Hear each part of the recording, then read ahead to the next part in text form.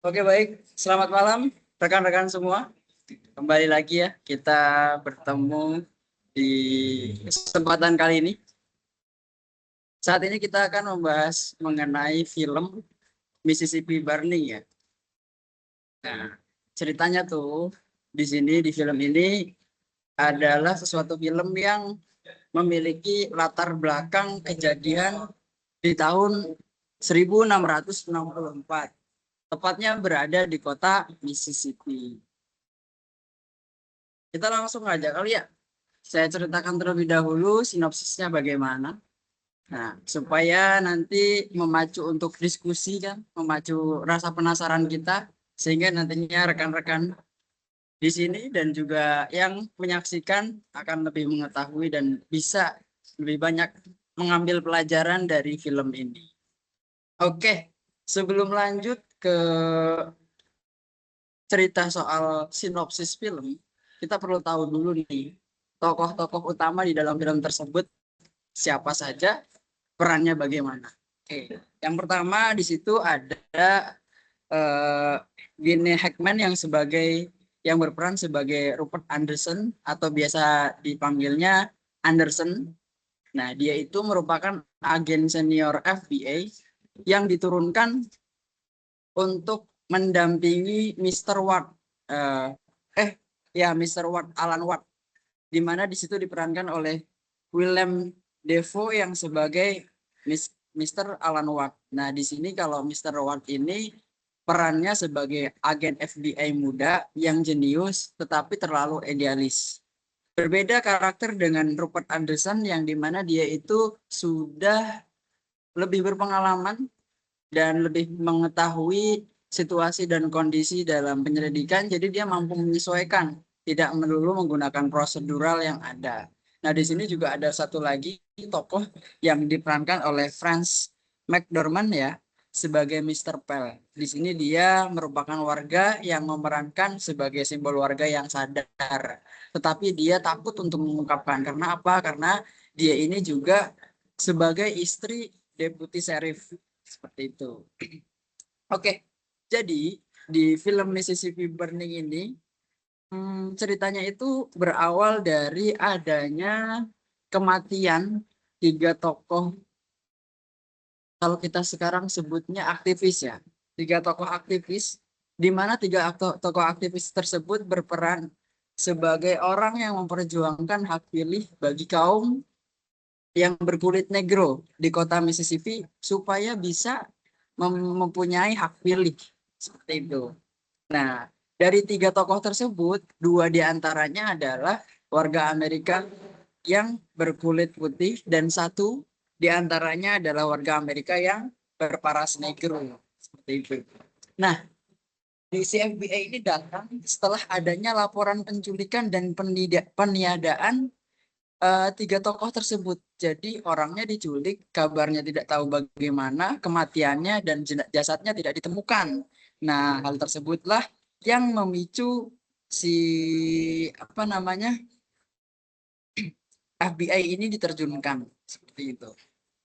Nah, perlu diketahui juga di awal prosesnya dalam menjalankan investigasi ini karena si Mr. Ward di sini sebagai pemimpin tim agak agak setidaknya janggal di kacamata dari Anderson karena dia paham bahwa cara yang digunakan oleh Mr. Ward akan menimbulkan banyak gejolak terutama di tempat atau budaya yang mendiskriminasi orang-orang yang memang itu berkulit negro dan diskriminasi itu apa namanya ditanamkan bahkan didukung oleh agama, kekuasaan dan juga hukum yang ada di kota tersebut.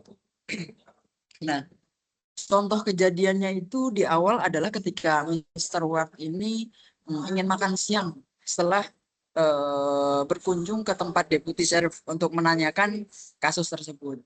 Nah, si Anderson ini sudah mengingatkan ke Mr. Ward, jangan Anda membahas soal apa yang kita cari di tempat ini. Karena apa? Karena akan merugikan si warga yang berkulit negro tersebut.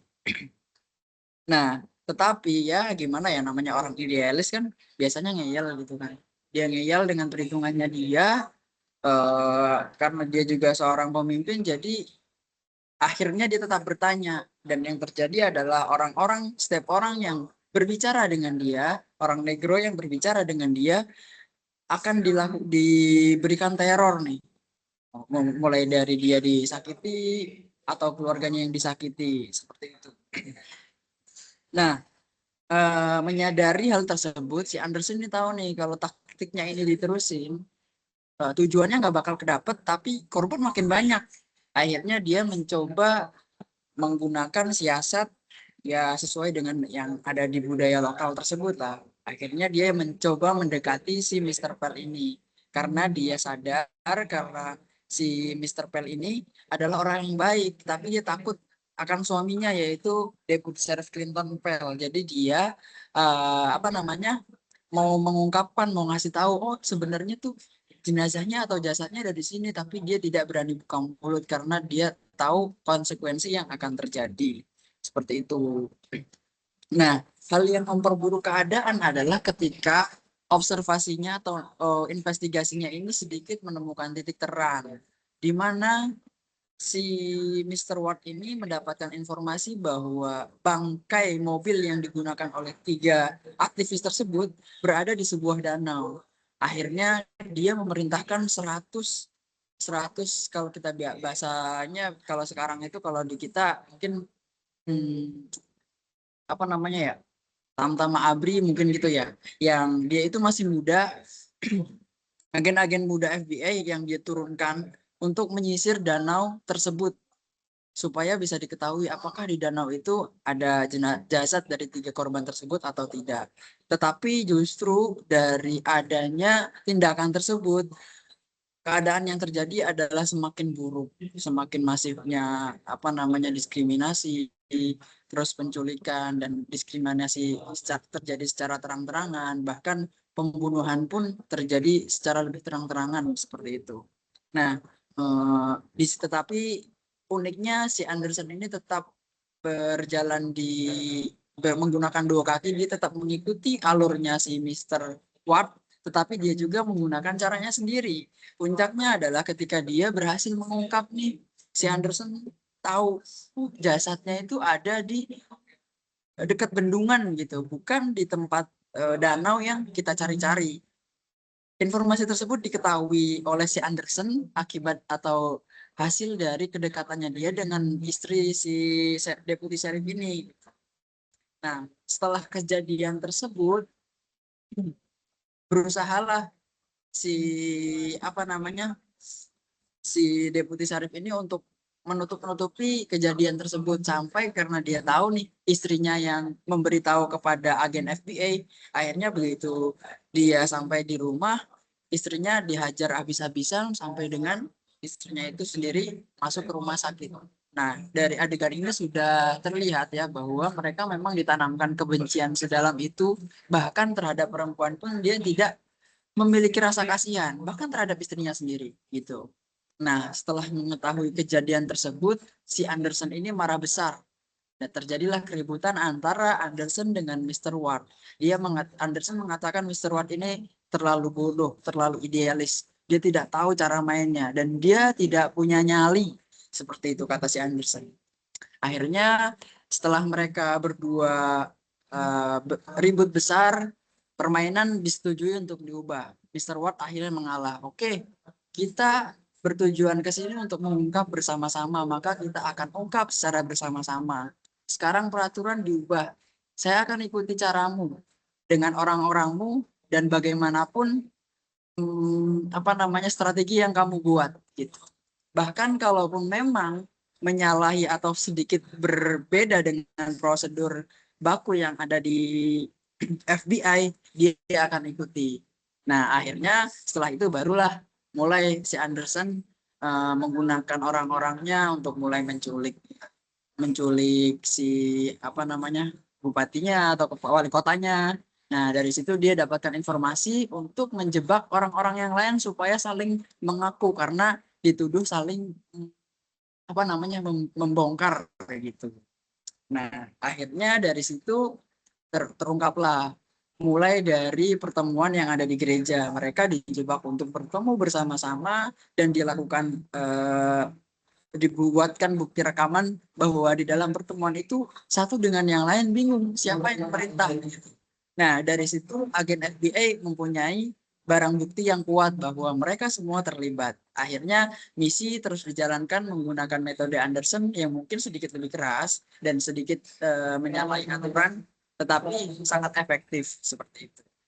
Oke, begitu mungkin sekilas cerita mengenai film Mississippi Burning ya. Oke, kita akan masuk ke dalam sesi diskusi kita gitu ya. Supaya lebih dalam lagi, mungkin bisa kali ya kita sambil nonton video gitu biar jadi podcastnya itu nggak apa namanya ngebosenin gitu. Oke, dimulai dari adegan pertama. Nah, adegan pertama ini spesialisnya Mas Satria nih, wes. Narasumber kita bersama Mas Satria gimana? Boleh ditunjukin mungkin adegan videonya, bisa langsung share screen. Nanti kita akan analisis bersama. Silakan Mas Satria. Oke, Mas. Saya share screen ya. Udah kelihatan belum ya? Udah Mas, udah kelihatan di saya. Aduh, ada iklannya. Ini mau sambil nonton dulu, apa nonton dulu baru diceritain nih? Nonton dulu sekilas, baru nanti kita jelaskan sih Mas. Ya, adegan satu ini di diner ya, di rumah makan ya.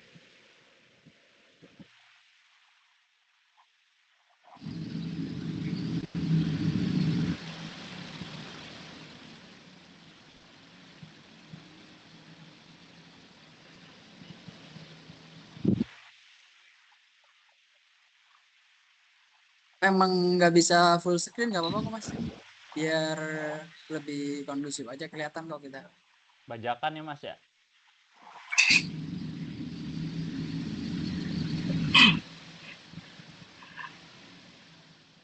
Gini aja cukup ya? Cukup Mas. Cukup ya? Oke. Cuma ketutupan subtitle.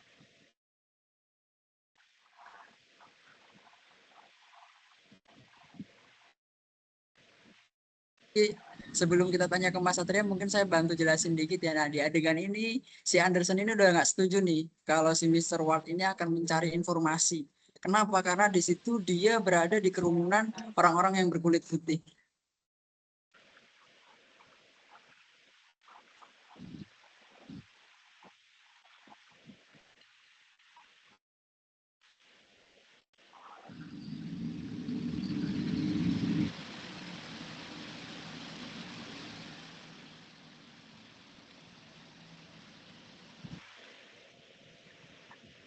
Ya, Oke, oke Mas. Mas. Nah, Ya, oke. mungkin Mungkin ke depan saya ceritain akan dikit coba ya. tanya dulu kali ya Mas ya ke Oke. Mas Satria terkait dengan adegan tersebut. Nah, tadi kan kita sudah melihat nih bahwa adegan di mana si Mr. Ward dan Mr. Anderson akan makan di suatu tempat makan. Si Anderson ini udah ngasih tahu, Ward, lu jangan ngomongin apa-apa soal yang kita cari ya, karena nanti bahaya nih buat si orang hitam itu, orang negro itu gitu.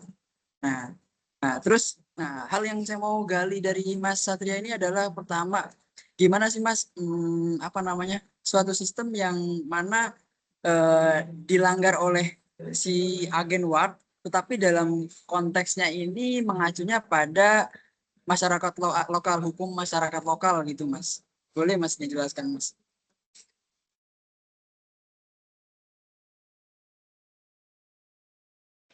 Oke, Mas Permadi, terima kasih atas kesempatannya. Jadi ya tadi udah dijelaskan sedikit ya, dan kita udah lihat sekilas di scene tersebut. Kita lihat agent Ward dan Anderson itu makan siang ya di rumah makan. Nah, kebetulan di situ ada orang kulit hitam. Jadi di Mississippi itu pada waktu itu tersegregasi ya, antara di rumah makan itu ada wilayah untuk makannya orang berkulit hitam sama yang berkulit putih. Nah, kita lihat di situ tadi agent Ward langsung mendatangi orang kulit hitam itu untuk mencari informasi. Nah, kalau kita lihat dari tiga ini ya, tiga sudut pandang ya. Dari yang pertama mungkin hukum ya atau legalitas di daerah itu. Dari perspektif hukum, kalau kita lihat, karena ini ceritanya based on true story, kita harus lihat juga hukum yang berlaku di saat itu, di tahun 1964. Nah, sebenarnya Ward itu nggak melakukan kesalahan ya. Kalau pada saat itu ada Civil Rights Act di tahun 1964, di mana ya mendukung untuk adanya, melarang untuk adanya segregasi di tempat umum. Nah, namun di hukum lokal di Mississippi tahun 1964, ada yang hukum yang namanya itu Jim Crow Laws. Jadi di situ diatur untuk dilakukan pemisahan tempat duduk berdasarkan ras. Dan dalam hal ini itu warna kulit ya. Jadi nggak boleh tuh orang kulit putih berinteraksi dengan orang kulit hitam di publik gitu. Nah itu sebuah pelanggaran. Jadi dari sisi hukum, karena saat itu Agent Ward ada di Mississippi ya berlakunya hukum lokal di situ ya, karena kan Amerika itu negara federal ya, jadi masing-masing negara bagian itu punya aturan sendiri dan harus dilakukan gitu. Nah jadi di situ Agent Ward dari sisi perspektif hukum yang berlaku di Mississippi ya salah gitu, karena memang hukum yang berlaku saat itu diimplementasikan hukum untuk segregasi antara tempat duduk kulit hitam dan kulit putih, dan antar ras dan warna kulit itu nggak boleh berinteraksi satu sama lain. Nah, kalau dilakukan pembangkangan ini melanggar hukum yang ada saat itu gitu, baik dari segi otoritas ataupun hukum masyarakat di situ. Nah, kalau dari sisi etiket, kalau etiket ini kan sebenarnya melihat tradisi yang ada atau budaya yang ada di daerah itu ya. Nah, karena di budaya di daerah itu masih kuat banget diskriminasi dan rasisme ya terhadap orang kulit hitam, ya dari segi etiket Agent Ward juga salah gitu, karena pendekatan dia itu terlalu agresif gitu, langsung mendekati seorang kulit hitam di tempat umum, dan kita lihat tadi sampai diliatin ya, sampai di sinis gitu, orang-orang tuh sinis gitu melihat dia, kenapa kok tiba-tiba datang langsung mendekati orang kulit hitam itu gitu, dan berinteraksi, bahkan menggali informasi untuk investigasi kasus yang sedang ia selidiki. Nah ini dari sisi etiket juga ya kurang pas gitu ya. Tapi kalau kita lihat dari sisi etika, nah etika itu kan mungkin kalau kita bicara nilai moralnya itu universal gitu. Artinya melihat moral manusia gitu secara umum tanpa melihat yang berlaku di budaya atau tradisi di daerah itu gitu. Nah kalau dari sisi etika ya harusnya memang Agent Ward ya benar gitu. Memang nggak boleh ada diskriminasi ataupun rasisme. Ya bebas aja orang mau interaksi sama kulit hitam, kulit putih, mata sipit, dan lain-lain itu bebas gitu. Nggak boleh ada yang seperti itu. Jadi kalau dari sisi etika, ya Agent Ward nggak salah. Itu Mas mungkin dari tiga perspektif itu. Jadi dari sisi hukum, ya kurang tepat karena hukum di situ mengatur masalah segregasi. Yang kedua, di etiket, ya kurang tepat juga karena norma ataupun budaya yang berlaku di situ ya dilakukan adanya segregasi antar ras gitu. Nah yang ketiga di etika, Agent Ward ini benar gitu karena secara moral ya harusnya nggak seperti itu gitu loh, nggak ada diskriminasi dan rasisme itu Mas. Oke, baik, sedikit kita simpulkan ya, benar juga sih. Berarti intinya kalau di situ kalau dilihat dari perspektif kacamata si etiket dan juga apa namanya hukum yang berlaku di sana itu memang sedikit kurang tepat ya, keliru. Walaupun hukumnya segregasi ras tersebut ya hukum yang keliru tapi dipercayai untuk benar gitu ya Mas ya. Tapi kalau dilihat dari segi etika dan juga dari sisi kacamata prosedurnya si FBI ini sudah betul gitu. Oke, oke, oke, siap. Oke Mas, kayaknya makin asik gitu ya. Boleh kali ya nanya satu lagi ya Mas ya, biar makin terpuaskan ini para Boleh, penonton boleh. nantinya. Oke, baik Mas. Nah, kalau yang saya mau tanya, mengapa sih niat baiknya si Ward ini secara kan dia kan niatnya baik ya, secara etika niatnya baik, tapi kenapa justru membahayakan para pemuda yang berkulit hitam di sana gitu, dan itu tampak sangat nyata gitu. Alarm membahayakannya itu kenapa sih Mas?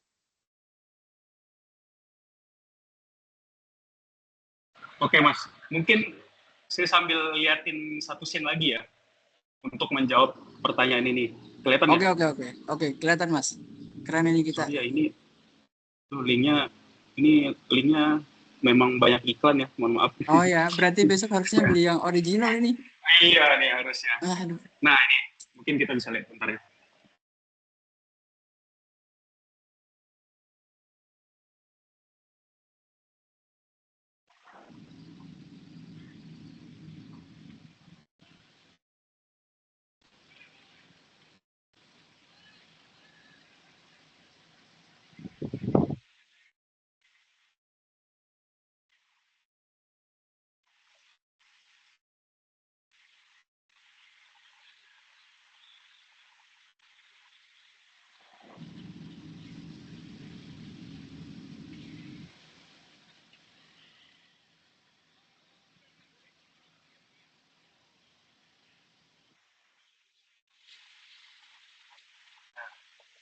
Oke, mungkin itu ya. Jadi kalau kita lihat, kalau teman-teman notice, orang kulit hitam yang namanya Hollis itu adalah orang yang diajak bicara oleh agent Ward di rumah makan tadi. Nah, kalau kita ingin menjawab nih tadi pertanyaan Mas Permadi, kenapa sih niat agent Ward itu secara etika membahayakan keselamatan si Hollis ini? Nah, itulah tadi yang kita sudah lihat ya. Pada saat itu kan memang hukum yang berlaku ya seperti itu, ada segregasi, terus dominasi dari Ku Klux Klan itu di situ sangat kuat ya. Nah, ketika tersebar informasi bahwa Hollis ini berbicara sama agent Ward, nah dia dianggap sebagai informan gitu kepada otoritas hukum dan ancamannya jadi bahaya gitu. Nah, kalau kita lihat di sini ada ketidaksetaraan risiko lah ibaratnya. Jadi agent Ward mungkin nggak tahu kalau di situ ya berlakunya seperti itu. Kalau ada orang kulit hitam yang secara publik ngobrol sama orang kulit putih ya dicurigai. Dan agent Ward ya sebagai agent FBI berkulit putih ya dia aman-aman aja gitu. Apalagi dia sebagai FBI kan punya rencana, punya badge, dia bisa tunjukin kalau dia punya otoritas. Tapi si Hollis ini kan orang kulit hitam yang ibaratnya didiskriminasi, apa ya, di rasisme. Dia nggak punya leverage apa-apa di masyarakat. Jadi bahkan dia dengan didekati sama agent Ward itu dianggap sebagai ancaman oleh Ku Klux Klan gitu. Jadi kalau kita lihat ya agent Ward ini kurang ini ya, ibaratnya kurang napak tanah lah ibaratnya, nggak memikirkan risiko yang bakal terjadi sama si Hollis. Hingga akhirnya kita lihat tadi Hollis dikejar sama anggota dan dihajar habis-habisan ya karena dianggap sebagai informan. Nah inilah kenapa kita walaupun menganggap itu suatu yang benar, kita juga harus tahu resikonya untuk orang lain juga. Kita nggak bisa memikirkan diri kita sendiri hanya untuk menggali informasi misalnya untuk menguntungkan diri kita sendiri. Kita juga harus pikirkan efek dan dampaknya kepada orang lain. Dalam hal ini ya si Hollis tadi gitu. Mungkin gitu Mas Permadi. Ya, betul sih. Tapi kalau dilihat dari filmnya, videonya tadi juga benar-benar menyeramkan ya. Diskriminasinya benar-benar mengakar. Jadi memang perlu adanya strategi gitu ya. Jadi supaya tidak saling merugikan antar satu dengan yang lainnya. Oke, oke Mas, terima kasih nih. Sebenarnya saya masih pengen nanya ya, 10 pertanyaan kali bisa. Cuman kan waktunya terbatas, nanti bisa sampai pagi ini kita. Oke. Nah, kita lanjut ke sesi apa namanya? Adegan berikut tanya sama Mbak yang paling cantik di sini. Mbak Karina, halo gimana? Bisa kita kasih lihat ya untuk kita bahas tentang resepsi sosial yang ada di dalam film tersebut. Karena kan kayak tadi di dalam sinopsis kita udah melihat nih adanya strategi yang dimainkan oleh si Anderson ini. Nah, di situ kan ada kaitannya dengan resepsi sosial. Mungkin boleh nanti ya ditunjukin dulu, baru nanti kita uh, analisis bersama. Oke, pertama saya share screen dulu ya.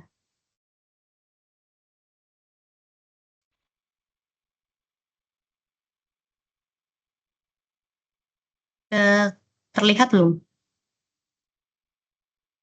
Udah terlihat.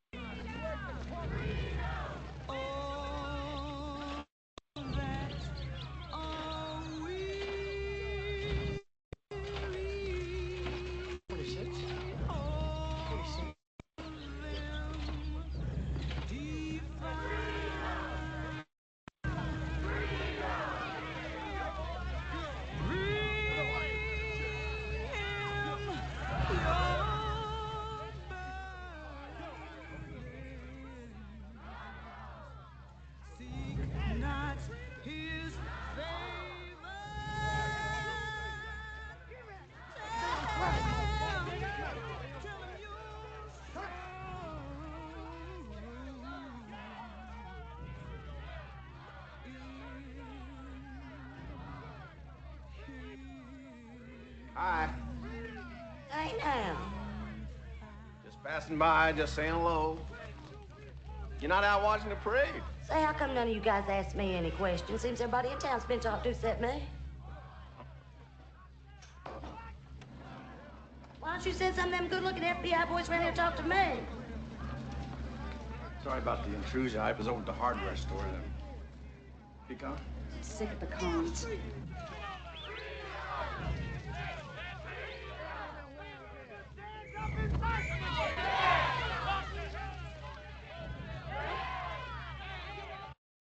Itu adegannya ya. Boleh tuh Mbak Rina dijelasin dulu tuh kenapa tuh di dalam adegan tersebut ada apa sih? Dalam adegan tersebut itu ada peran etika dari sopan santun yang digunakan untuk menutupi kekosongan etika. Nah, jadi dalam adegan acara formal tadi, itu ada parade dari kota Mississippi. Nah, etika itu terlihat dari cara Anderson datang ke salonnya Ibu Pel. Dia datangnya dengan sopan, ramah. Sebenarnya juga Anderson-nya agak sedikit flirty juga ya sama Ibu Pel ini. Dan seolah tuh hanya berbasa-basi kepada Ibu Pel. Nah, sebenarnya kalau kita lihat di permukaan itu percakapan mereka itu tampak normal dan penuh tata krama, tetapi sebenarnya ada ketegangan moral yang besar di baliknya. Itu alasannya kenapa Ibu Pel itu sebenarnya kelihatan seperti salah tingkah dan juga menutup-nutupi sesuatu. Nah, karena Ibu Pel itu mengetahui ada keterlibatan suaminya, yaitu wakil sheriff dalam pembunuhan tiga aktivis. Namun, karena tekanan budaya sosial di Mississippi itu menuntutnya untuk tetap diam, dan juga dia ada kewajiban untuk loyal sebagai seorang istri. Jadi etikat dan norma kesopanan digunakan untuk menjaga ketertiban sosial meskipun di baliknya tuh ada kejahatan dan ketidakadilan yang disembunyikan. Oke. Paham, mulai paham saya. Nanya lagi boleh ya, biar saya makin paham gitu kan. Nah, dari tadi kan di situ dibilang adanya kayak dilema gitu ya. Datangnya ramah, tetapi di dalam percakapan tersebut sebenarnya ada perdebatan moral gitu ya. Iya. Ketegangan gitu ya, ketegangan moral. Nah, yang saya mau ketahui itu adalah menurut Mbak Karina nih, apakah etiket yang ramah itu mencerminkan sesuatu etika yang baik gitu? Boleh Mbak dijelaskan? Oh. Nah, ini dia yang sering jadi salah paham ya di banyak orang. Kadang kan etika itu selalu dikaitkan dengan kalau ramah berarti itu etika yang baik, tapi sebenarnya itu tidak selalu. Karena tercermin dari adegan tadi, Anderson itu kelihatannya ramah, tapi bukan cuma sekedar basa-basi kosong. Melainkan itu adalah strategi dia agar Ibu Pel itu merasa aman dulu nih, karena Anderson itu paham bahwa Ibu Pel ini hidup dalam tekanan suaminya, budaya patriarki dan juga ketakutan sosial. Sehingga kalau misalkan pendekatannya itu agresif, seperti terlihat banget gitu sesi interogasi dengan FBI secara formal, justru akan membuat Ibu Pel ini semakin tertutup. Nah, karena itu dia menggunakan strategi lain dengan bersikap sopan, tenang dan juga personal untuk memberi sinyal kepada Ibu Pel bahwa orang yang akan mendengarnya ini tuh tidak akan menghakimi Ibu Pel itu sendiri gitu. Jadi di film ini menunjukkan bahwa etiket itu juga bisa menjadi alat manipulasi sosial, tetapi juga bisa menjadi jembatan untuk membangun keberanian moral seseorang. Oke, nangkap. Jadi intinya si Pel ini menggunakan cara lain, yaitu ya kalau kita mau supaya orang ini apa namanya mau membuka mulut di tempat yang menegangkan gitu ya Iya, bahasanya, betul. dia harus memposisikan dirinya adalah orang yang aman untuk diajak bercerita dan Betul. orang yang bercerita dengannya pun harus aman gitu, betul Mbak Karina? Iya, Oh, betul. oke, mantap, paham. Oke, sebenarnya sama juga sih Mbak, banyak sih penasaran ya, cuman ya udahlah kita tanya ke yang lain aja. Oke, lanjut nih, kita masuk ke adegan yang ketiga yang akan kita bahas, yaitu soal hukum. Ini boleh kali ya kita kalau soal hukum tanya sama yang lebih serem dikit di sini ya. Halo Mas Kordiala. Nah, Halo kalau Mas, dilihat halo. dari tampang-tampangnya ini orang hukum banget ini kayaknya nih. Oke, mungkin boleh Hukum adat. di Ya, show sedikit kali ya Mas ya sebelum kita nanti boleh analisis. Mas, boleh. Saya izin share screen-nya.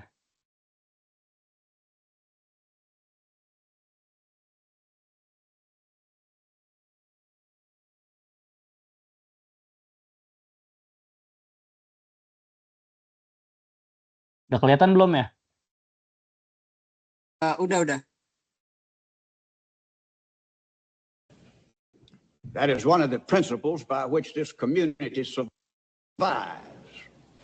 You men have done violence to that principle. But I want you to know that the court understands that the crimes that you have committed have been, to some extent at least, brought about by outside influences.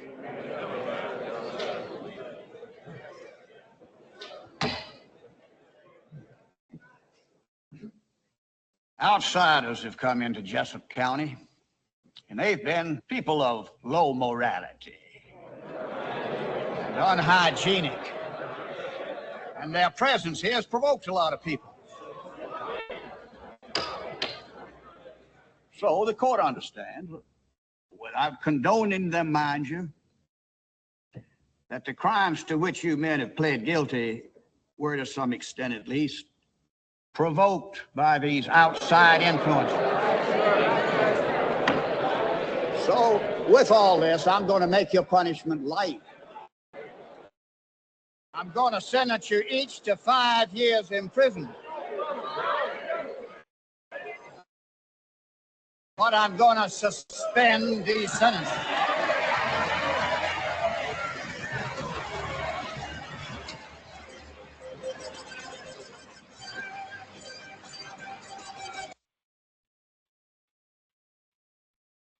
Udah, jadi itu adegannya Mas, adegan ketiga Oke, dari. coba saya simpulin dulu ya.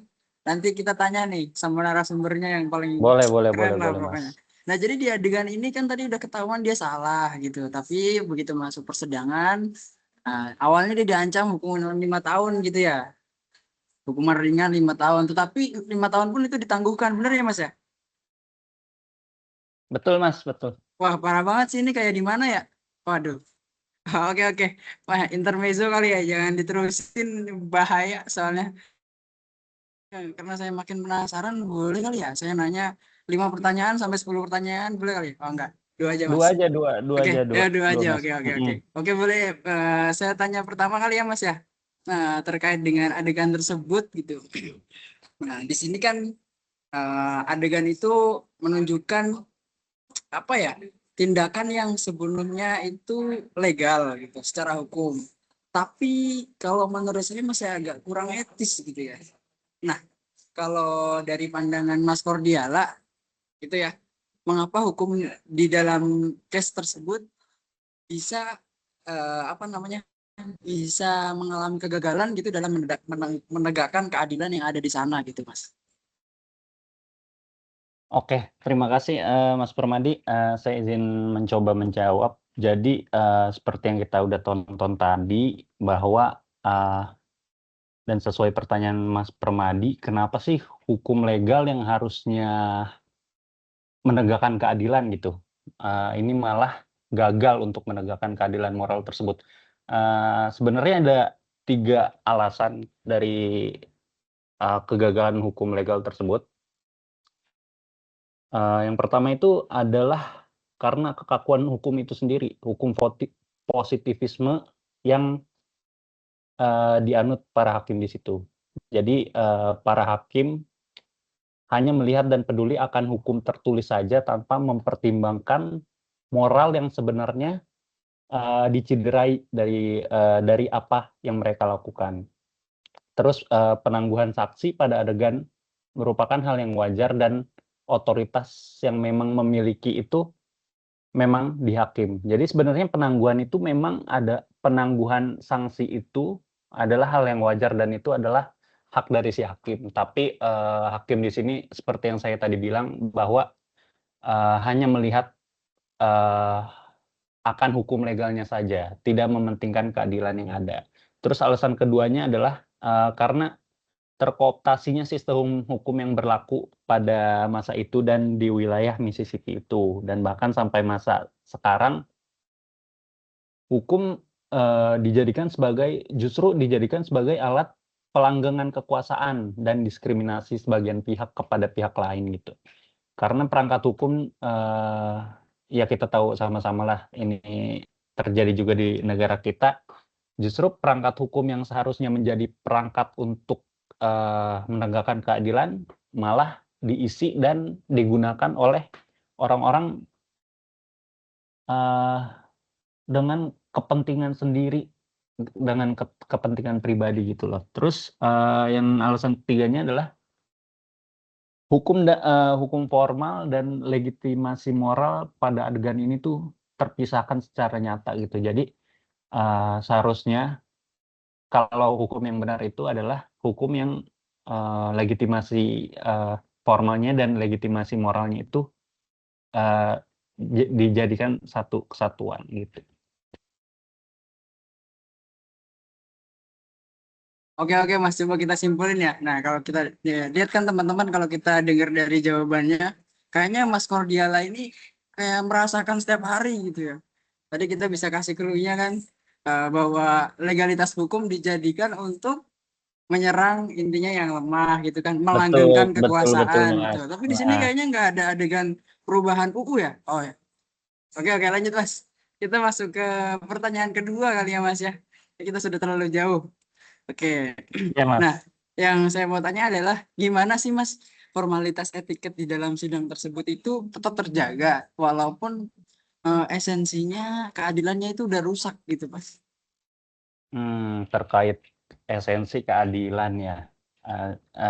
Kita juga bisa ngelihat di situ sih Mas, sebenarnya adegan itu tuh ada esensi keadilan yang rusak di balik formalitas etikat sidang yang terlihat formal, terlihat hikmat gitu loh. Jadi sebenarnya kenapa hal itu bisa terjadi? Karena esensi keadilan sebenarnya sorry Mas, sebenarnya secara prosedur memang penangguhan seperti yang saya katakan sebelumnya, penangguhan itu emang penangguhan sanksi kepada para pelaku itu memang sudah haknya hakim. Cuma dari situ kita bisa melihat bahwa esensi keadilan pada film itu benar-benar sudah dilucuti gitu loh. Jadi prosedur semata-mata hanya untuk mengelabui objektivitas melalui ilusi ruang sidang yang megah, ketukan palu hakim, pembacaan tuntutan dan kehadiran pengacara. Terus ada juga legitimasi prosedural yang menggantikan legitimasi keadilan, sehingga orang-orang beranggapan bahwa keadilan tuh telah ditegakkan pada saat itu karena melihat acara yang hikmat, terus acara yang formal gitu loh. Terus netralitas hakimnya juga dipertanyakan sih di sini. Lalu orang-orang di audiens juga pada sidang tersebut dipaksa untuk kooperatif, dipaksa untuk tidak rusuh. Padahal mereka pun tahu sebenarnya putusan yang diucapkan hakim adalah putusan yang sudah mencederai keadilan itu sendiri. Gitu mungkin Mas. Oke baik, bisa saya coba simpulkan ya Mas ya. Jadi intinya kenapa bisa terlihat baik-baik saja karena secara seremonial semuanya sudah sesuai prosedur ya. Adanya sidang, adanya hakim, adanya juga saksi dan lain sebagainya. Tetapi di sini adalah yang dimainkan adalah si hakim ini menggunakan hak vetonya seperti kayak penangguhan, itu memang yang dia punya gitu. Tapi dasarnya kalau secara moral dan juga data mungkin ya yang sudah terlihat secara nyata itu nggak sesuai, tetapi mungkin dari sisi si kaum negronya ini belum bisa dan belum berani mengumpulkan bukti-bukti yang konkret gitu, dan adanya hukum yang otoritasnya lebih tinggi daripada di kota tersebut gitu ya Mas ya. Mas Cordial tadi sampai grogi, mau saya tanya 10 pertanyaan, tenang Mas, waktu kita terbatas Mas. Oke. Sorry, Mas, ya. Kita lanjut kali ya. Nah, kita udah lihat nih teman-teman di film tersebut begitu tidak jelasnya keadilan, begitu tidak jelasnya diskriminasi di mana didukung oleh penguasa, gitu kan. Terus aparat penegak hukum, bahkan hakim yang seharusnya bersikap adil pun juga ikut andil gitu, Pak. Nah, akhirnya di situ adanya taktik perubahan yang dilakukan oleh FBI. Nah, kalau bicara taktik, kita tanya ke narasumber kita nih yang diem tapi suka mengamati gitu. Wah, boleh Mas Fajra, kita langsung aja kali ya di show gitu. Gimana supaya kita bisa lihat, baru nanti kita akan analisa bersama Mas. Baik ya. Ini kayaknya saya harus scan terlebih dahulu ya untuk adegannya. Oke, santai Mas, nggak perlu izin.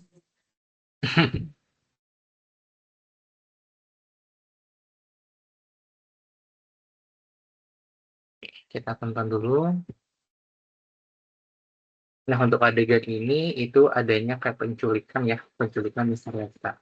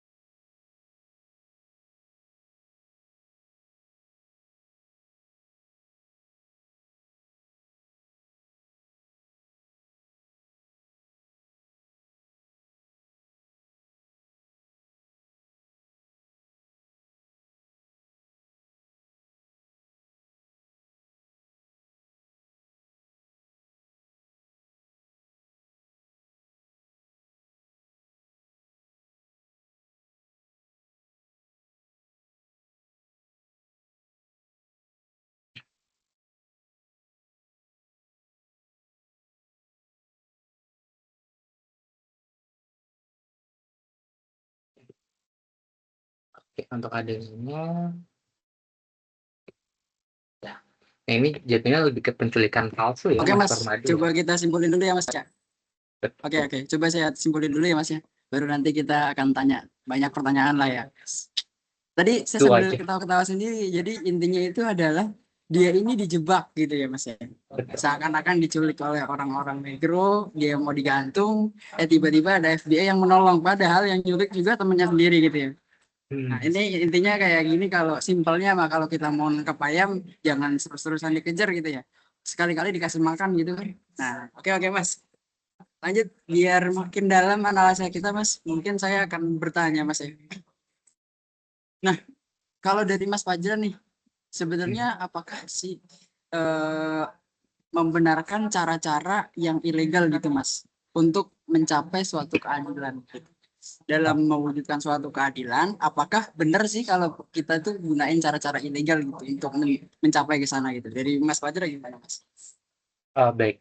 Nah, untuk penggunaan cara-cara ilegal sendiri ya, ini penggunaan cara ilegal ini demi mencapai keadilan ya, merupakan dilema moral ya Mas Yuda ya, yang dimana ini sangat kompleks dan tidak dapat dinilai ya secara hitam putih. Dalam film ini juga bahwa agen Ward dan juga tim FBI-nya menghadapi kondisi nih, di mana sistem hukum di kota tersebut sudah dipenuhi oleh diskriminasi rasial.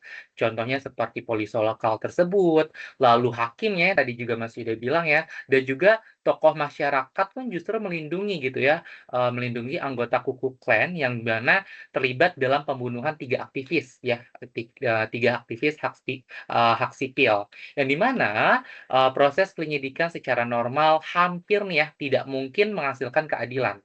Dalam situasi tersebut juga agen FBI mulai menggunakan cara-cara kotor nih Mas Yuda ya, seperti intimidasi, lalu juga jebakan, terus juga manipulasi psikologis dan juga yang tadi kita tonton ya, apa namanya lebih ke prank ya, kayak apa penculikan palsu seperti itu.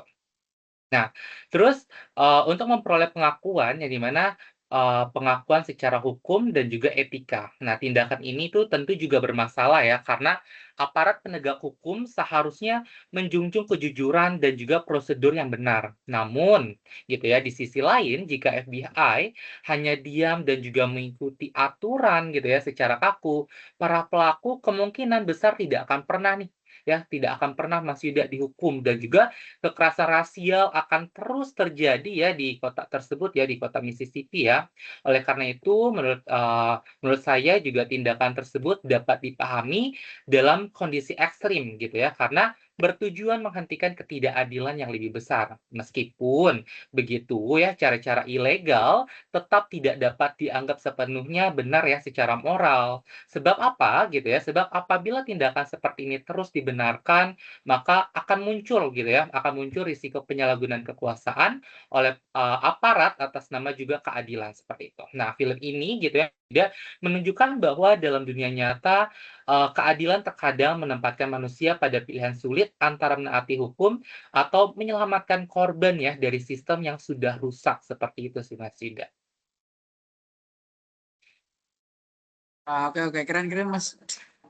Oke, saya masih penasaran, Mas tanya satu lagi kali ya, nggak apa-apa ya?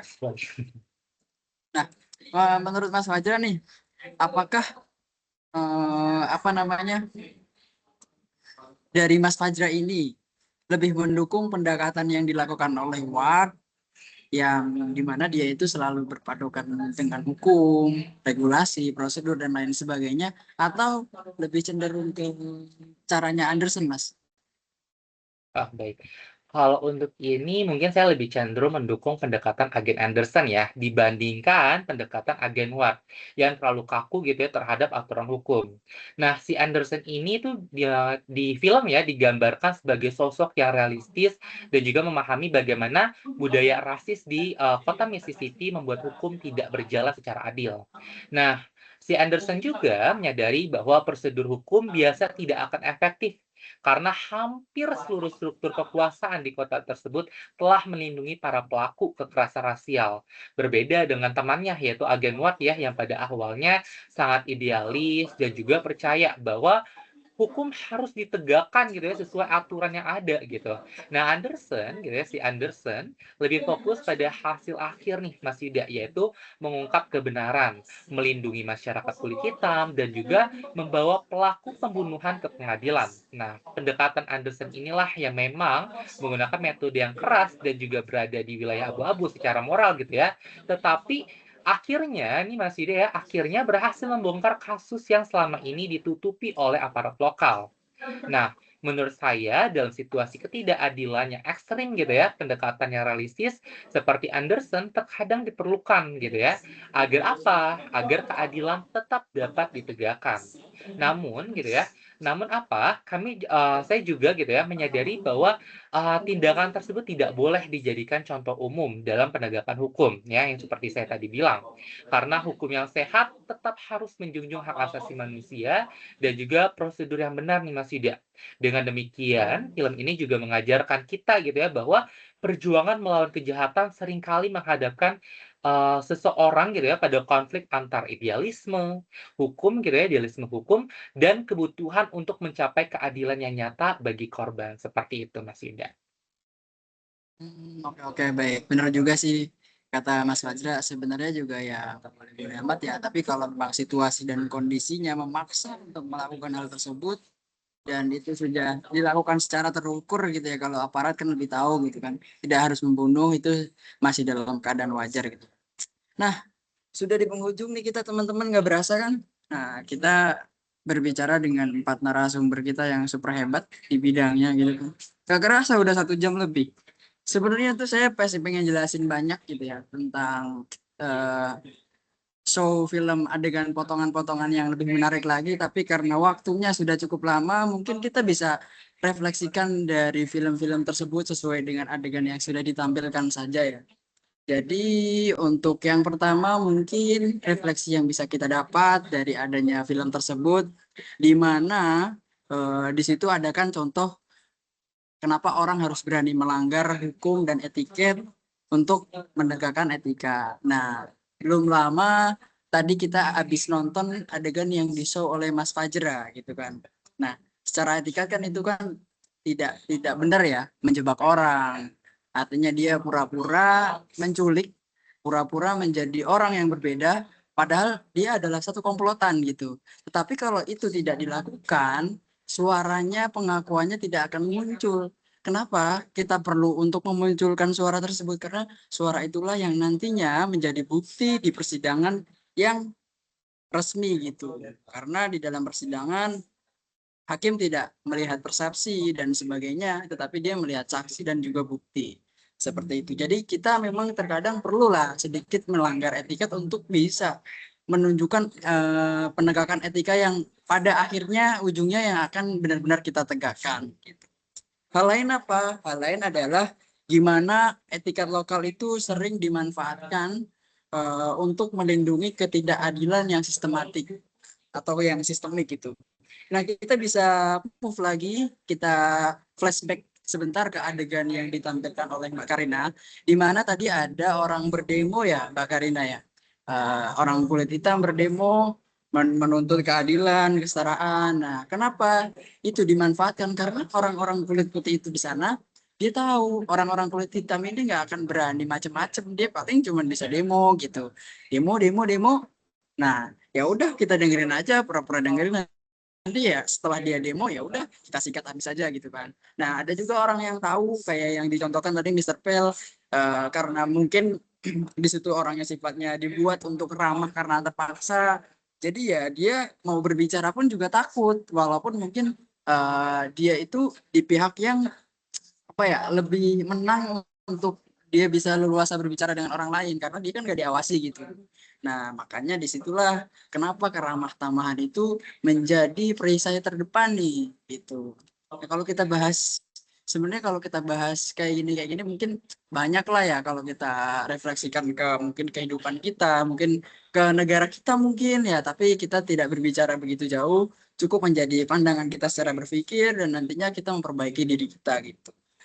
Nah, baik dari cerita-cerita kita juga perlu bisa mengambil kesimpulan nih. Jadi kalau menurut saya pribadi dan juga menurut kelompok kami nih, Bapak, Ibu, dan teman-teman sekalian yang nanti akan menyaksikan bahwa hal terpenting di dalam film ini adalah kalau sebuah ketidakadilan itu di dalamnya ditanamkan adanya kebencian itu dipupuk, terus didukung dengan kekuasaan dan juga penegakan keadilan, maka ketidakadilan itu akan mampu bertahan lama begitu. Jadi kalau kita ingin meniadakan ketidakadilan, hal-hal tersebut harus kita hindari. Nah, kita tidak boleh memupuk kebencian mungkin antar ras, antar umat, antar beragama. Oh, saya Muslim, dia non Muslim, segala macam itu tidak boleh. Dan juga penguasa harusnya mendukung adanya keadilan, bukan malah menciptakan ketidakadilan seperti itu. Mungkin begitu kali ya teman-teman. Nanti next kita akan berbicara lagi di lain sesi.